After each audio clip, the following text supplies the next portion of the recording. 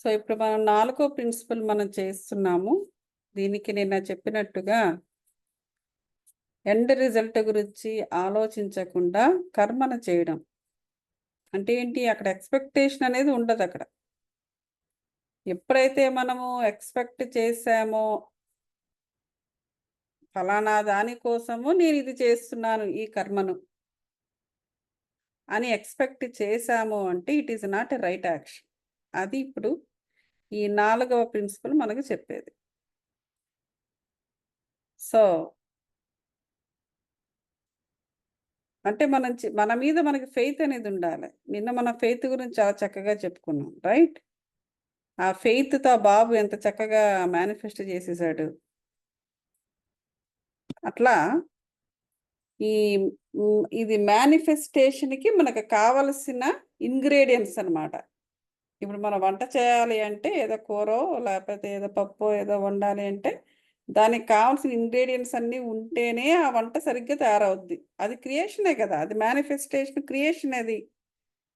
ప్రతిరోజు మనం చేసుకొని తినేది అయినా ప్రతిరోజు యూ ఆర్ క్రియేటింగ్ సంథింగ్. ప్రతిరోజు వంట చేసుకుంటున్నారు అంటే, వంటగదిలో పొయ్యి వెలుగుతోంది అంటే you are creating every day.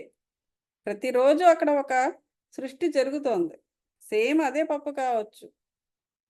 అదే పప్పు రోజు కూడా పొద్దున్న పప్పు, మ నెక్స్ట్ డే పప్పుచారు, అవతల రాజుని కొంచెం సాంబారు పొడేసి సాంబారు, ఏ పేరైనా పెట్టుకోండి. ప్రతిరోజు అక్కడ సృష్టి జరుగుతోంది. So, you are creating every day. అదే క్రియేషన్‌ని ఏ ఎక్స్‌పెక్టేషను లేకుండా చేసినప్పుడు ఎలా ఉంటుంది? ఒక ఎక్స్‌పెక్టేషన్‌తో చేసినప్పుడు ఎలా ఉంటుంది? ఒకసారి ప్రాక్టికల్‌గా మీరు చేసి చూడండి. రేపు వంట చేస్తారు గదా! ఇప్పుడు ఇండియాలో ఉన్నవాళ్ళు ఇవాళ వంట చేసుకుంటారు గదా! సో, అంటే ఇది ఒక రోజులో తెలిసిపోయేది గాదు. అలా ఈ వారం రోజులు కూడా ఒక సింపుల్‌గా, ఒక సింపుల్ విషయం మీద ఆహ్, దీన్ని అమ ఆహ్, దీన్ని చేసి చూడండి. మీకే తెలుస్తుంది. ఒక ఎక్స్‌పెక్టేషన్ పెట్టుకుని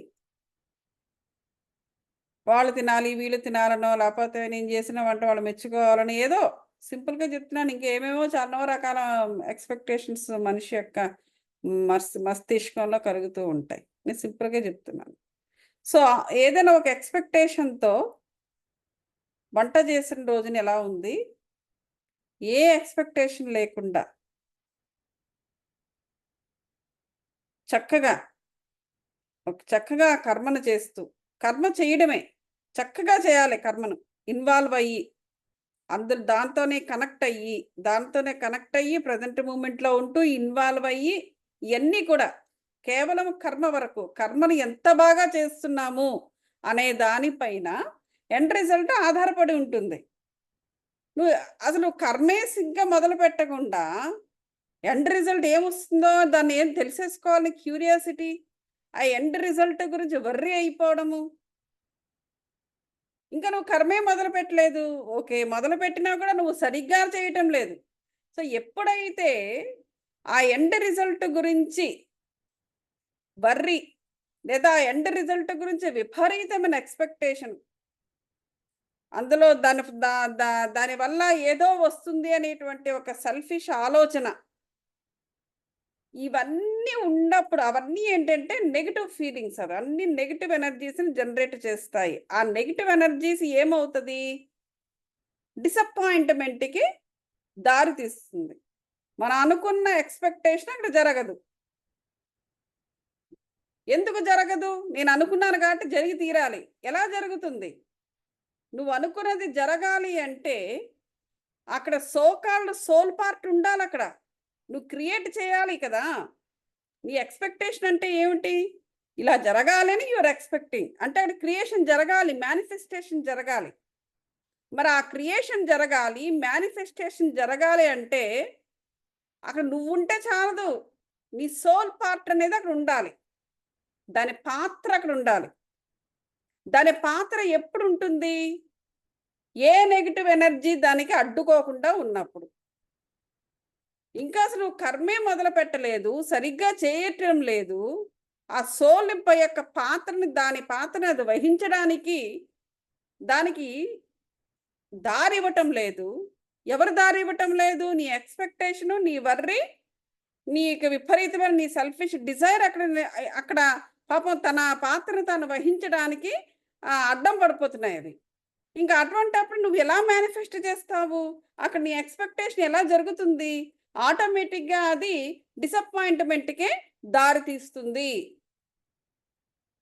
సో, కాబట్టి ఇక్కడ మన ఫెయిత్ అనే పార్ట్ ఎక్కడ వాడాలి అంటే, కర్మ మన మీద మనము ఫెయిత్‌గా ఉండాలి. మనల్ని మనము నమ్ముకోవాలి. మన ఫెయిత్ మన మీదే మనకుండాలి. అంతే తప్ప అక్కడెక్కడో ఎండ్ రిజల్ట్, అక్కడ ఆ క్యూరియాసిటీ, అక్కడేదో జరిగిపోతే నాకేదో జరుగుతుంది, నాకేదో కిరీటం పెడతారు.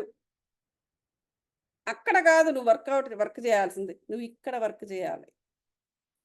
చేసినప్పుడు నువ్వు ఆ కర్మను ఆటోమేటిక్‌గా ఎప్పుడైతే నువ్వు లోపలికి కనెక్ట్ అయ్యావో, ఆటోమేటిక్‌గా సోల్‌కి నువ్వు దాని పాత్రను దానికిచ్చావో, ఇంకా అది తన పాత్ర పోషించడం మొదలుపెడుతుంది.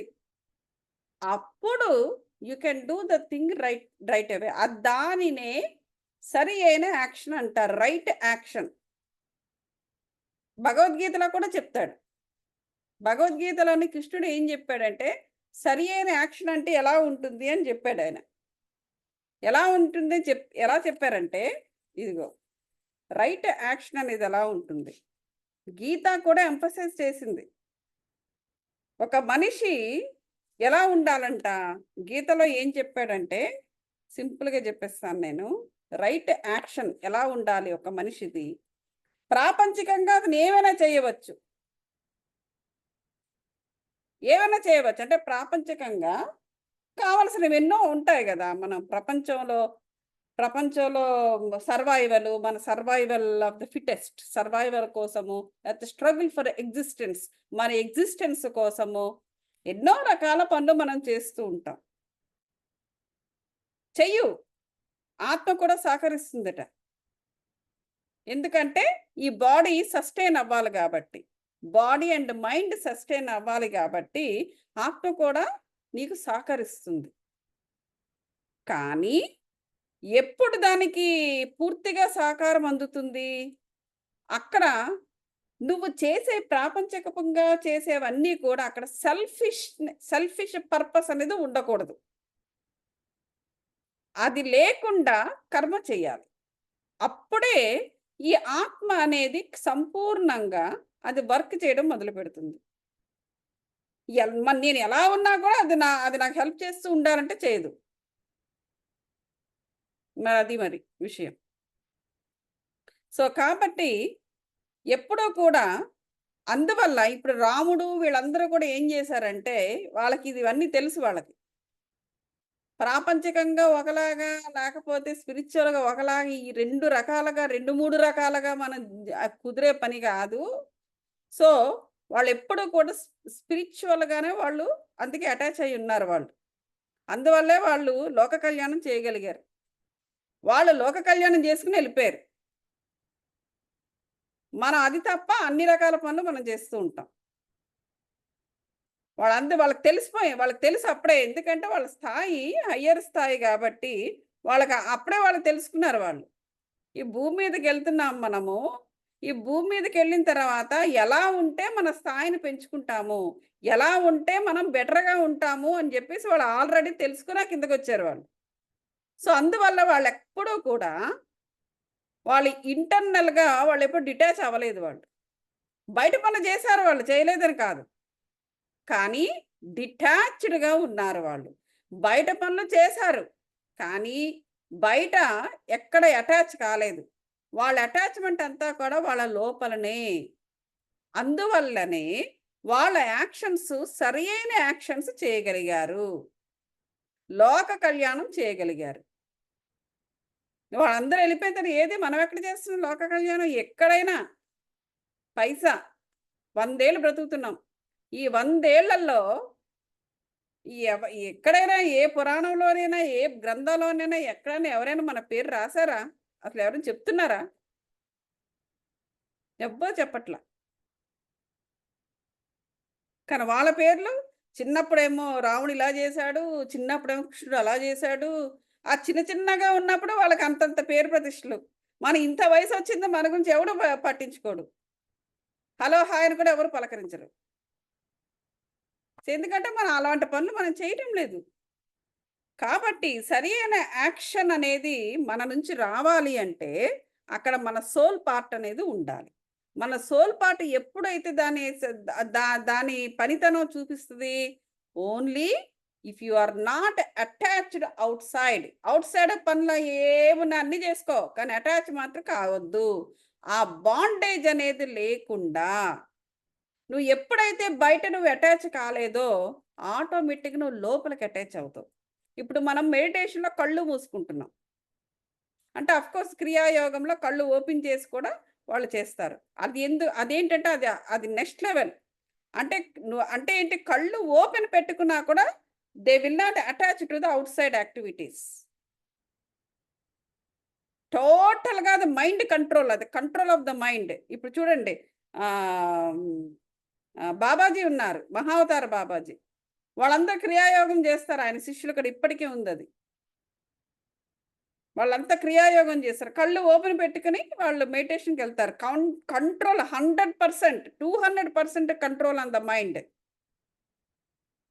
ఇంకా మన కళ్ళు మూసుకొని మిగతా అన్నీ మన ఎఫర్మేషన్‌లు ఇచ్చుకొని మిగతా అప్పుడు మెడిటేటివ్ స్టేట్‌లోకి అన్నిటిని లోపలికి ఇన్వాల్వ్ చేసుకొని చర్మచక్షువులతో సహా మెడిటేటివ్ స్టేట్‌లోకెళ్ళి సో, వాళ్ళ వాళ్ళ వాళ్ళ వాళ్ళ సాధన ఏంటంటే ఇంక నెక్స్ట్ లెవెల్ అన్నమాట వాళ్ళు చేసేది.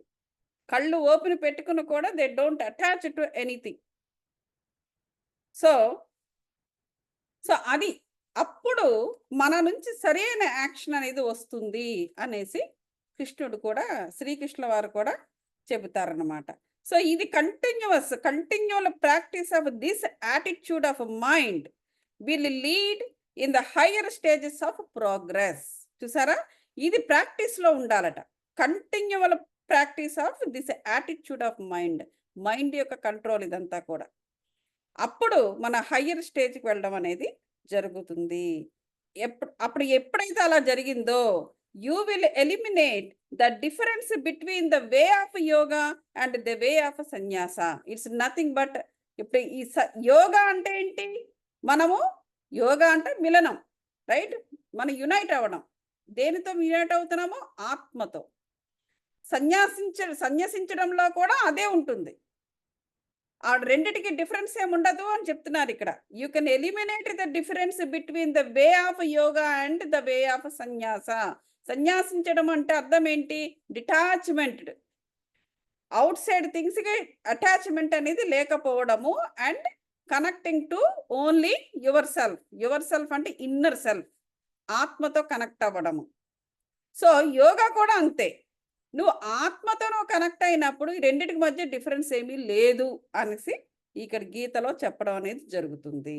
సో, కాబట్టి ఎప్పుడైతే మనము ఈ వర్రీ అనే దాన్ని ఎండ్ రిజల్ట్ కోసం ఎక్స్‌పెక్ట్ చేస్తూ అక్కడ వర్రీ గానీ, ఎక్స్‌పెక్టేషన్ గానీ, లేకపోతే ఇతరత్ర ఫీలింగ్స్‌ని, ఎమోషన్స్‌ని, లేకపోతే మెంటల్ యాక్టివిటీస్‌ని, అన్నెసెసరీ థాట్స్‌ని మనం జనరేట్ చేశామో అవన్నీ కూడా ఒక నెగెటివ్ ఎనర్జీగా, నెగెటివ్ పార్టికల్స్‌గా మారిపోయి, అవి నీ ఆత్మకి ఎగనెస్ట్‌గా పనిచేస్తుంది. అప్పుడు ఎప్పుడైతే అలా పనిచేసిందో, ఏమి జరుగుతుంది?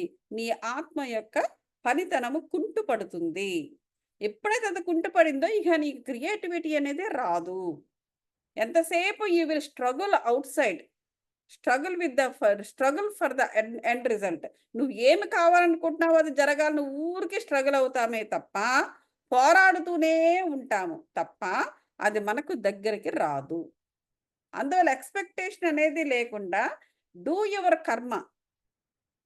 నీ సాటిస్ఫాక్షన్. నీ సాటిస్ఫాక్షన్ నువ్వు పరిపూర్ణత అంటే అదే. పరిపూర్ణత.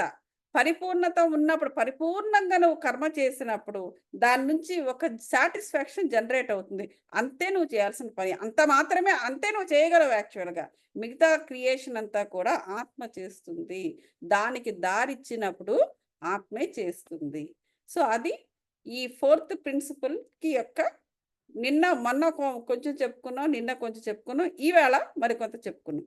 సో, ఇవన్నీ కూడా మీరు రికార్డింగ్ వింటూ కంబైన్ చేయండి. చాలా వస్తుంది. ఈ పర్టిక్యులర్‌గా ఈ యాక్షన్ అనేది ఏ విధంగా మన సరి అయిన యాక్షన్ అనేది ఎలా చేయగలము అనేది. సో, దీనిపైన ఏదైనా క్వెషన్స్ ఉంటే నన్ను అడగొచ్చు.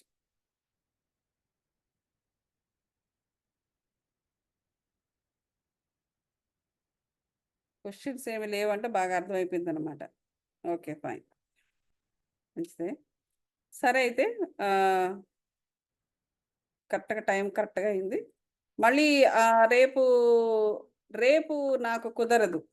సో, ఎవరికి వారే మెడిటేషన్ చేసుకోవడం అనేది జరుగుతుంది. మళ్ళీ మనము Thursday Thursday evening Thursday evening 7:30కి ఇట్లా కలుద్దాం. ఓకే. నేను అమెరికా వాళ్ళకి చెప్తున్నాను. థర్స్‌డే ఈవినింగ్ అంటే ఆహ్, ఫ్రైడే మార్నింగ్ ఇండియన్స్‌కి. ఓకే. ఇండియా వాళ్ళకు థర్స్‌డే మాత్రమే ఉండదు. ఆహ్, ఎవరికి వారే చేసుకోవాల్సి ఉంటుంది. అది విషయం. ఓకే. ఎనీవే నేను అప్డేట్ చేస్తాను గ్రూప్‌లో. ఇప్పుడు no questions then we will discuss. Thank you so much everybody. మంచి బా జరిగింది ఇవాళ. మంచి మెడిటేషన్ చాలా బాగుంది. అది ఈ ఫోర్త్ వీక్‌లో మెడిటేషన్ కొంచెం డెప్త్‌లోకెళ్తుంది. నాకు కూడా చాలా డీప్‌గా ఎళ్తున్నాను నేను. బావుందది. Very good. Thank you so much everybody. Thank you అండి.